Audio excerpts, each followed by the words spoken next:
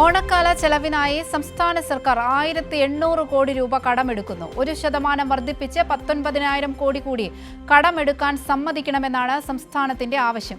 പ്രതിപക്ഷ നേതാവായിരുന്നപ്പോൾ കടമെടുപ്പിനെ വിമർശിച്ച വി.ഡി. സതീശനാണ് ഇപ്പോൾ കൂടുതൽ തുക കടമെടുക്കാൻ ഒരുങ്ങുന്നത്. UDF അധികാരത്തിലെത്തിയാൽ സംസ്ഥാനത്തിന്റെ കടം കുറച്ച് ട്രഷറിയിൽ പണം നിക്ഷേപിക്കുമെന്നായിരുന്നു വി.ഡി. സതീശന്റെ വാഗ്ദാനം. ഇപ്പോൾ സംസ്ഥാന GDP-യുടെ 3% തുക സംസ്ഥാന സർക്കാരിന് കടമായി എടുക്കാം. അത് ചെയ്ത പിണറായി സർക്കാർ കേരളത്തെ കടക്കണിയിലാക്കുകയാണെന്നായിരുന്നു പ്രതിപക്ഷ നേതാവായിരുന്നപ്പോൾ സതീശന്റെ ആരോപണം. അന്ന് സതീശൻ നുണ പ്രചരിപ്പിച്ചെന്ന് CPIM സംസ്ഥാന കമ്മിറ്റി അംഗം അനിൽകുമാർ ആരോപിച്ചു.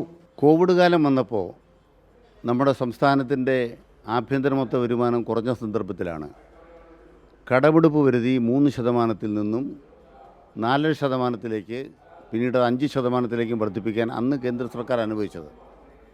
അത് ആഭ്യന്തര മൊത്ത വരുമാനത്തിൻ്റെ കുറവ് വന്നൊരു ഘട്ടത്തിലാണ്.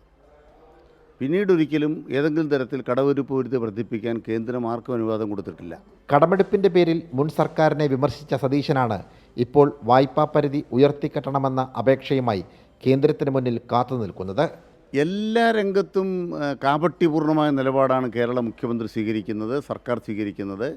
കടമെടുത്ത് കേരള സർക്കാർ, പിണറായി സർക്കാർ കേരളത്തെ തകർത്തുവെന്ന വ്യാജം നുണ പ്രചരിപ്പിച്ചവർ അധികാരത്തിലേറി ആദ്യഘട്ടത്തിൽ തന്നെ ചരിത്രത്തിലെ ഏറ്റവും വലിയ കടമെടുപ്പ് ഇപ്പോൾ തന്നെ നടത്തുകയാണ്.